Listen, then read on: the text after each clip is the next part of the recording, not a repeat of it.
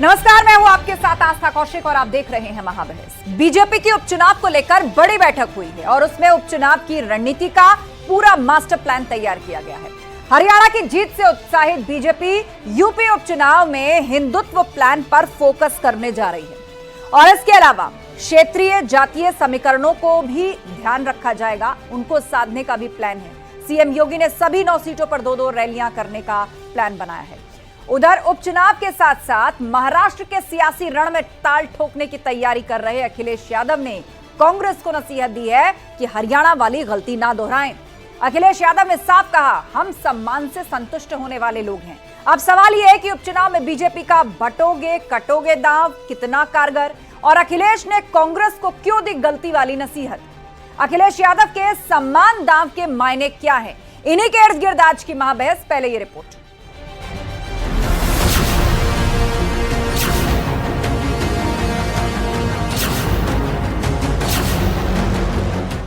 बटोगे तो कटोगे, एक रहोगे तो नेक रहोगे। यूपी में उपचुनाव बीजेपी का बटोगे कटोगे दांव। बटोगे तो कटोगे, एक रहोगे तो नेक रहोगे। कोई माई का लाल आपका बाल बांका नहीं कर पाएगा। अखिलेश की चेतावनी, गलती ना दोहराए कांग्रेस। क्योंकि भारतीय जनता पार्टी बहुत ही होशियार पार्टी है। हरियाणा हारी हुई जगह पर उन्होंने सरकार बना ली, इसलिए हम लोगों को सावधान रह करके और अपने वोट को बचा के भी रखना है। सम्मान से संतुष्टि, अखिलेश की चुनाव दृष्टि। महाविकास आघाड़ी में एमवीए में समाजवादी पार्टी ने 12 सीटें मांगी हैं, तो ऐसे तमाम सीटें हैं जिनकी जानकारी हमने दे दी। जहां पार्टी मजबूत है उनकी सीटें भी हमने घोषित कर दी। अखिलेश के अबू का मुस्लिम प्लान। हम 2 एमएलए, हमें 6-8 एमएलए चाहिए। और जिस दिन अखिलेश भाई 8 एमएलए हो गए ना, किसी की मां ने दूध नहीं पिलाया मुसलमानों को ज्यादती करने की। उपचुनाव में बटोगे कटोगे वर्सेस सम्मान सियासत।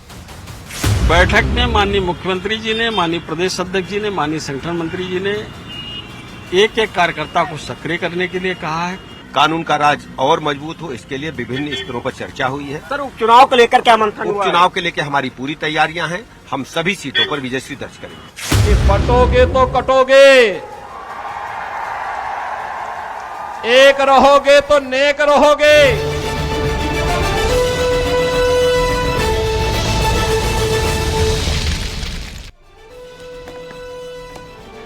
और वक्त महाबहस के सवालों का है, एक एक करके वो सवाल आपके सामने रखते हैं जिन पर फोकस है आज की डिबेट।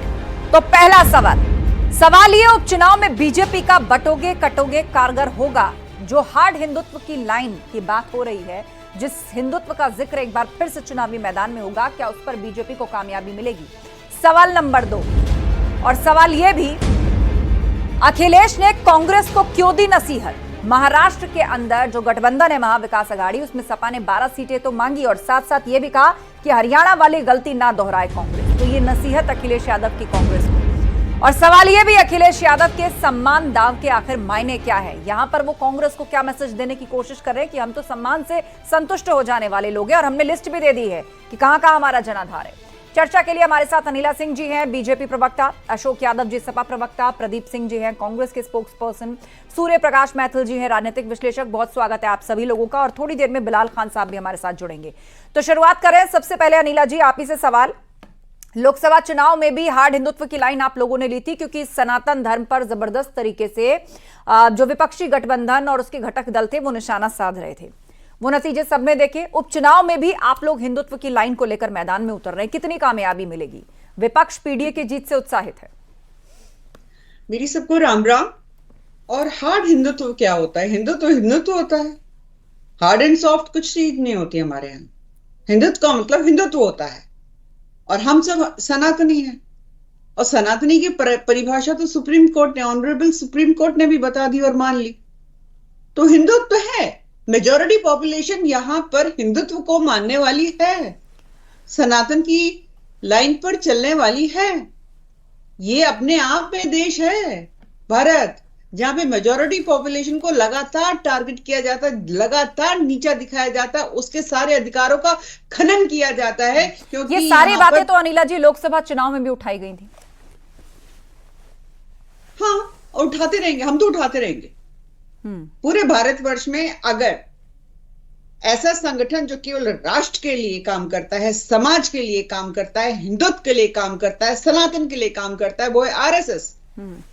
पूरे भारत में इकलौती अगर कोई पार्टी है, राजनीतिक दल है, भारतीय जनता पार्टी, जो कि हिंदुत्व के साथ मजबूती से खड़ी हुई है। हम किसी का अपमान नहीं करते, पर इसका मतलब लेकिन ये मुद्दे नहीं कि क्या हम होंगे अनिला फायदा जी? उठाएंगे। उसके साथ आप लोगों को मुद्दों की भी तो बात करनी होगी ना, क्योंकि विपक्ष ने भी अपना मुद्दों पे प्लान बात तैयार कर रहे किया हैं। है। आज विश्व जो है घुटने टेक रहा है, हम 5वीं सबसे मजबूत अर्थव्यवस्था बन गए हैं, ऐसे बन गए हवा हवाई। दुनिया की जो इंडस्ट्रीज है हमारे यहाँ पे लग रही हैं, अब लेटेस्ट जो है टेस्ला भी आ जाएगी, तो क्या ऐसे हवा हवाई बातें हो रही है? अगर मैं उत्तर प्रदेश की भी बात करती हूँ, मुझे मालूम है, आप खुद जानती होंगी इस चीज को अच्छी तरीके से, क्योंकि आप भी यहाँ की निवासी हैं, कि नोएडा में क्या हालत थी। इंडस्ट्रीज में ताले लग रहे थे क्योंकि उगाही करने वाले इतने बैठे हुए थे। लोग बंद कर करके, कोई गोवा जा रहा है तो कोई रुद्रपुर जा रहा है, कोई उधम सिंह नगर जा रहा है, क्योंकि यहाँ पर वो अपनी काम कर ही नहीं पाते थे, उद्योग चला ही नहीं पाते थे। यहाँ पे किडनैपिंग का उद्योग खूब अच्छी तरीके से चल रहा था। भ्रष्टाचार, अपराधीकरण, ये समाजवादी पार्टी में चल रहा था। ठीक है, तो हमारे साथ अशोक यादव जी भी हैं, उन्हें भी मैं चर्चा में लाना चाहूंगी। अशोक यादव जी, बीजेपी का जो ट्रैक है वो बिल्कुल क्लियर है, विकास भी और विश्वास भी, दोनों की बात इस उपचुनाव में भाजपा करने जा रही है। आस्था जी, देखिए, इनका छद्म हिंदुत्व और छद्म राष्ट्रवाद दोनों की हवा निकल गई लोकसभा के चुनाव में उत्तर प्रदेश से। आप देखिए, अयोध्या, बद्रीनाथ, रामेश्वर, रामटेक या काशी, हर जगह से इनको हार मिली है, क्योंकि इस देश का, इस प्रदेश की जनता समझ गई थी कि हिंदुत्व की आड़ में, खासतौर से पिछड़े और दलित, ये समझ गए थे कि हिंदुत्व की आड़ में ये लेटरल एंट्री के माध्यम से पिछड़ों का, दलितों का शोषण करते हैं। हिंदुत्व की आड़ में 69,000 शिक्षक भर्ती में पिछड़ों दलितों का शोषण करते हैं। हिंदुत्व की आड़ में ये लोग योगी सरकार के प्रशासनिक व्यवस्था में भी जाति दे की नियुक्तियां कर रहे हैं। हिंदुत्व की आड़ में जो है वाइस लेकिन आप विकास का जवाब कैसे देंगे अशोक यादव जी? वहां पर तो गिनवाया जाएगा कि देखिए लॉ एंड ऑर्डर जो है वो मजबूत है, अपराधी डरे हुए हैं, पकड़े जा रहे हैं, लगातार पुलिसिया कार्रवाई हो रही है, आस्था जी, इन्वेस्टमेंट आ रहा है। लॉ एंड ऑर्डर का एग्जाम्पल अगर देखना तो उत्तर प्रदेश में आइए, यहाँ पे एक विधायक की पिटाई होती है, 3 दिन वो धक्के खाता है, तब जाके सतीश महाना जी के यहाँ जाता है तो एफआईआर होती है, क्योंकि वो मुख्यमंत्री जी की जात से बिलोंग करता है, वो जो मारने वाला व्यक्ति था। तो लॉ एंड ऑर्डर की बात न करिए उत्तर प्रदेश की। और जो अभी हमारी बहन कह रही थी कि घुटने टेक रहे हैं लोग, घुटने तो इस देश का किसान टेक चुका है मोदी सरकार के आगे, घुटने इस देश का नौजवान टेक चुका है मोदी सरकार के, योगी जी के सामने, घुटने इस देश और प्रदेश के छात्र टेक चुके हैं, घुटने इस देश और प्रदेश के पीडीए टेक चुका है मोदी और योगी जी की सरकारों के सामने। आप देखिए, लगातार किसानों की आत्महत्या दर बढ़ रही है। अनिला जी जवाब दे रही हैं, उसके बाद कांग्रेस से मेरा बड़ा महत्वपूर्ण सवाल रहेगा। हाँ अनिला जी, देखिए, जो ये उत्तर आ रहा है ना समाजवादी पार्टी के प्रवक्ता के द्वारा, मुझे बिल्कुल अचंभा नहीं हो रहा है, क्योंकि मानसिकता इनकी है। मैंने कहा कि विश्व में बड़े बड़ी जो अर्थव्यवस्थाएं हैं, देश हैं, उन्होंने घुटने टेक दिए हमारे राष्ट्र के सामने। मैं अपने राष्ट्र की बात कर रही हूँ। ये इन्होंने कहा किसानों ने घुटने टेक दिए, दलितों ने घुटने टेक, अरे साहब आप बात क्या कर रहे हैं? ये सब हमारे राष्ट्र के नागरिक हैं, ठीक है, और वोटर हैं, और वोटर सर्वोपरि होता है। वो घुटने टेकेगा क्या? आपके यहाँ भी नेता हैं, आपके नेता भी हाथ जोड़कर जाते होंगे वोटर के सामने। एक सेकंड बिलाल जी, और हवा निकालने की बात करिए ना, हरियाणा में किसकी हवा निकली है जरा बता दीजिए, ज्यादा उछलिए मत। इलेक्शंस में, लोकसभा के इलेक्शंस में जो उत्तर प्रदेश के नतीजे आए हैं ना साहब, हमें पता है हमारी कमी कहानी का, आपका जो झूठ था उस झूठ को हम उसका पर्दाफाश। ठीक है, इस बीच में बिलाल खान जी भी ज्वाइन कर चुके हैं, राजनीतिक विश्लेषक, वो हाथ उठा रहे हैं, कुछ कहना चाहते हैं। 20 सेकंड बिलाल जी, उसके बाद सूर्य मैथिल जी। देखिए, जिस तरीके से कहा जाता था 400 पार, वो हवा हवाई हो गया उत्तर प्रदेश में। पूरे देश को पता है किस तरीके से इनकी हार हुई थी लोकसभा इलेक्शन के अंदर। लेकिन अब इनको सिर्फ और सिर्फ मुद्दे कटेंगे बटेंगे, 80-20, शमशान कब्रिस्तान, हिंदू मुसलमान, मंदिर मस्जिद, और जिस तरीके से अभी आपको होगा पता हो घटना हुई है, उससे जोड़कर देखने के वोट मांगने का काम करेंगे। इनकाउंटर किसका करेंगे, कम्युनिटी का सबको पता है। और देख लीजिए, और हालत इनकी इतनी बुरी हो चुकी है, ये 10 सीटों का उपचुनाव जब से अनाउंस हुआ है, कुछ ना कुछ अनाप शनाप बयान, कभी योगी जी, कभी इनके मंत्री, कभी आपने प्रदेश में देखा होगा इनको महाराष्ट्र जीतना है, उपचुनाव जीतना। अरे राजनीति से उठ के सोच लीजिए सर, अगर विकास की राजनीति कर रहे हैं आप लोग लगातार, अगर कह रहे हैं कि बेरोजगारी जो छा रही है, जिस तरीके से आपने 2 करोड़ युवाओं को रोजगार देने की बात की, 15 लाख रुपए देने की बात की, एजुकेशन की बात की, महिला सुरक्षा की बात की, सब सिर्फ कागज पे है और कुछ नहीं, हकीकत नहीं है कुछ भी। धन्यवाद धन्यवाद आस्था जी। पहले तो आपको और पूरे देश को भारत माता की जय, वंदे मातरम और जय जय श्री राम। और देखिए 4 लाइनें मेरे को अशोक यादव और बिलाल खान के ऊपर याद आती हैं। बड़े कमबख्त हैं ये गुब्बारे, चंद सांसों में फूल जाते हैं, थोड़ी सी ऊंचाई क्या मिली इनको, ये अपनी हैसियत को भूल जाते हैं।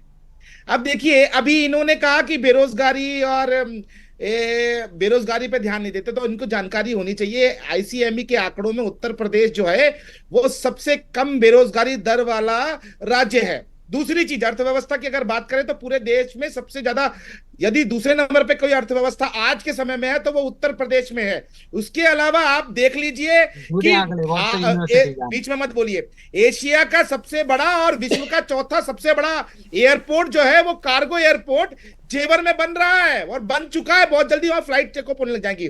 लेकिन अनिल आस्था जी एक बात मैं इससे बढ़ के आगे बोलता हूँ। हंस क्यों रहे हैं बिलाल जी? ये तो फैक्ट है। मैं इसलिए क्योंकि इनका झूठ जो है एक्सपोज हो चुका है। देखिए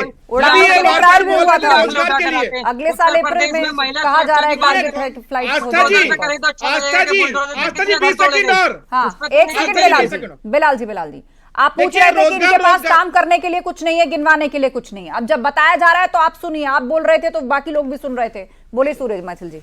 देखिए ये बार बार बेरोजगारी चिल्लाते हैं, 4 शादी और 40 बच्चे ये पैदा करते हैं। हम दो हमारे 70 और सबके हाथ में पत्थर ये रखते हैं, हर जगह छतों पर ये पत्थर इकट्ठे कर लेते हैं। हिंदू शोभा यात्रा के छतों से पत्थर मारते हैं, गोलियां चलाते हैं, बेरोजगारी की बात को 4 बच्चे 40 बच्चों को पकड़ने वाले यही दिन की राजनीति है, गंदी खून में इनकी राजनीति है। अरे भाई रणनीति जी यही गंदी और सोच और ये जो मानसिकता है ना भारत का इलाज कराओ जाकर। इस बहस को चुनावी रहने दीजिए, एक दूसरे पर पर्सनल है।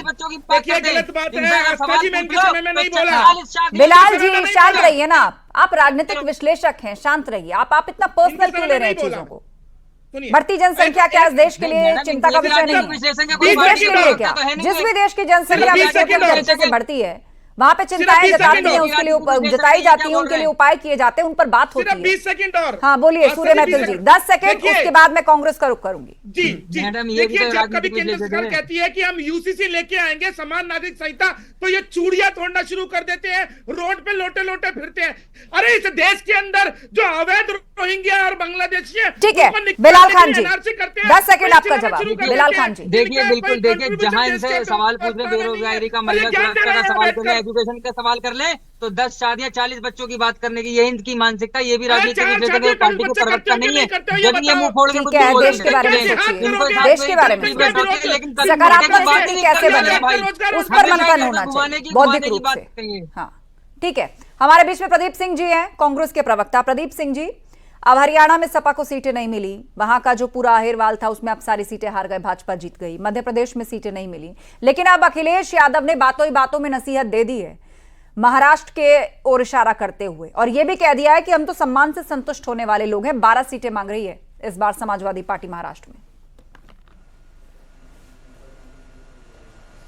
नहीं आस्था जी, देखिए कांग्रेस पार्टी आदरणीय राहुल गांधी जी के नेतृत्व में पूरे देश में दलित, पिछड़े और अल्पसंख्यकों की एक निर्णायक लड़ाई लड़ रही है, और इसमें अपनी विचारधारा के जो हमारे इंडिया अलायंस के लोग हैं उनका हर स्तर पर हर जगह सम्मान है। निश्चित तौर पर जब उत्तर प्रदेश की बात होती है, उत्तर प्रदेश में भारतीय जनता पार्टी के प्रवक्ता और उनके राजनीतिक विश्लेषक जो हैसियत और औकात बताने की बात कर रहे थे, उन्होंने मिल्कीपुर विधानसभा पर चर्चा नहीं की। मतलब सीट शेयरिंग जी, सम्मान का मतलब सीट शेयरिंग निश्चित तौर पर आदरणीय अखिलेश जी और हमारे शीर्ष नेता तो बैठकर इस पर चर्चा करेंगे और सभी साथियों का सम्मान होगा।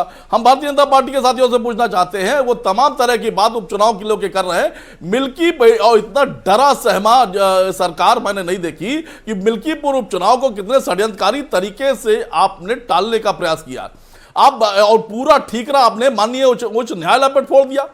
और जिस तरीके आप ये बताइए कि आपके पूर्व विधायक अगर याचिका को वापस लेने की नैतिक जिम्मेदारी लेते हुए प्रार्थना पत्र देते हैं तो याचिका वापस क्यों नहीं होगी? तो ये झूठ बोलना और देश को, प्रदेश को भ्रमित करना, ये पूरी तरीके से भारतीय जनता पार्टी के कार्यकर्ता और नेताओं की सोच बाबा गोरखनाथ की याचिका के कारण चुनाव आयोग ने कदम उठाया, याचिका वापस हुई तो वहां के सांसद है अवधेश प्रसाद।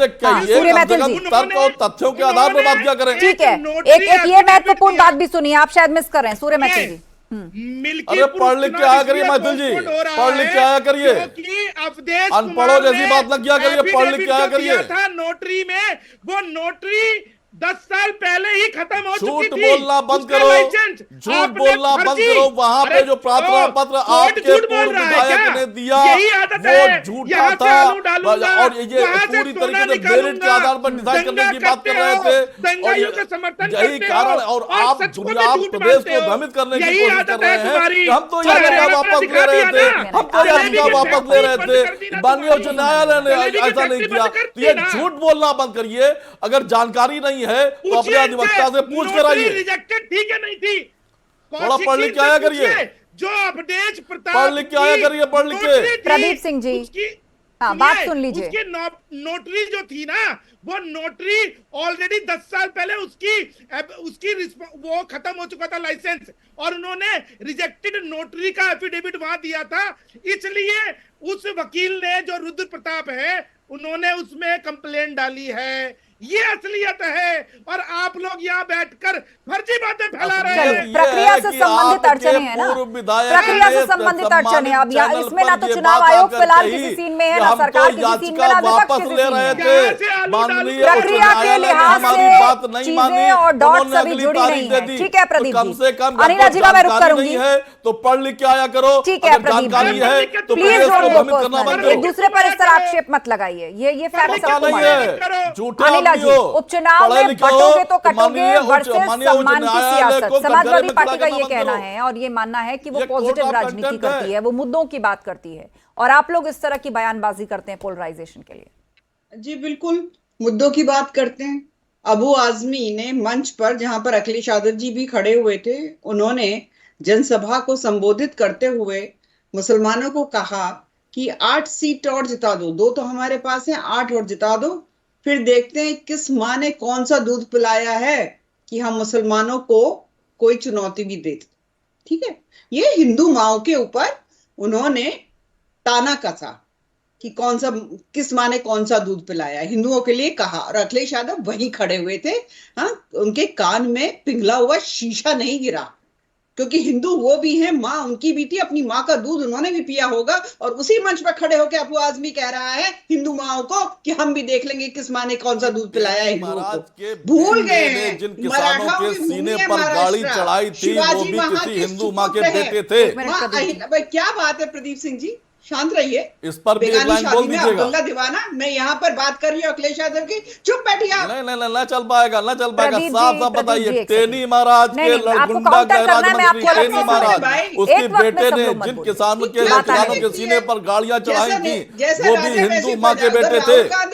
वो कानून सरकार ने वापस ले लिए, ये कहते हुए कि हम नहीं समझा पाए। पूछना चाहता हूँ, अब उसको एक तरफ रख दीजिए, उपचुनाव पर रहते हैं, मौजूदा सियासी गहमा गहमी पे रहते हैं, हाल के बयानों पर रहते हैं। ठीक है प्रदीप जी, अनिला जी 10 सेकंड बात पूरी कीजिए, फिर जवाब दे रहे हैं इसका क्या। प्रदीप जी शांत रहिए, सपा को लेकर सवाल उठाया जा रहा है, मैं सपा के प्रवक्ता तक लेकर जाऊंगी सवाल। आप जिस तरह टीवी डिबेट में सपा का साथ दे रहे हैं, आपने मुझे ये तो बताया नहीं 12 सीटें मांगी है सपा ने महाराष्ट्र में, दे रहे हैं आप उनको 12 सीट, उस बात को आप गोल मोल कर गए। बोलिए अनिला जी। कांग्रेस घटिया पार्टी, घटिया सोच, उनका जो व्यक्तित्व भी है वो भी घटिया इसलिए पार्टी के झूठी प्रवक्ता, हम जो हैं झूठी पार्टी की झूठी प्रवक्ता हैं आप, करेंगे हम मुसलमानों की बात करेंगे, प्रदेश को भ्रमित करना बंद करिए। अब बताइए, गुंडा गृह राज्य मंत्री टेनी महाराज, उसके बेटे ने किसानों के सीने पर गाड़ी चढ़ाई थी, आप उसके समर्थन में हैं, खिलाफ हैं। सपा को लेकर सवाल पूछा गया कि आज मंच से अबू आजमी ने महाराष्ट्र में जो बयान दिया, जिस तरह की ललकार उनकी बातों में थी, और उनका कहना है बीजेपी का कि अखिलेश यादव भी वहीं खड़े थे, आप तो सबको साथ लेकर चलने की बात करते हैं। देखिए आस्था जी, इस बात का सबको संज्ञान है कि जो अबू हाशिम आजमी जी ने कहा वो बात फर्जी भाजपाइयों के लिए कहा था उन्होंने, जो फर्जी हिंदुत्व का राग अलापते हैं 24 घंटा, उनको लेकर के अबू हाशिम माँ का दूध पिया है कि नहीं पिया है अशोक यादव? शाउटिंग माँ का दूध पिया है? पर्सनल नहीं, पर्सनल नहीं, तुम्हें भी ललकार रहे हैं। पर्सनल नहीं सूर्य मैथिल जी। भाई जब से शाउटिंग ला रहे हैं, तुम्हें बात करने की तमीज नहीं है। दूध पिया हो तो देख लेंगे। एक सेकंड, सूर्य मैथिल जी की आवाज नहीं जाएगी। अशोक यादव जी बात पूरी करिए। तमीज नहीं है, ये शाउटिंग डॉग की तरफ नहीं, बिल्कुल। बोलिए अशोक यादव। देखिए जो अबू हाशिम आजमी जी का जो बयान था, जिसके संदर्भ में मैंने बता दिया, और दूसरा सवाल उठता है आस्था जी, आप बताइए जो बीएचयू की जो बेटी थी, बीएचयू जिसके साथ भाजपाई दलितों ने बलात्कार किया था, वो भी तो हिंदू माँ की बेटी थी।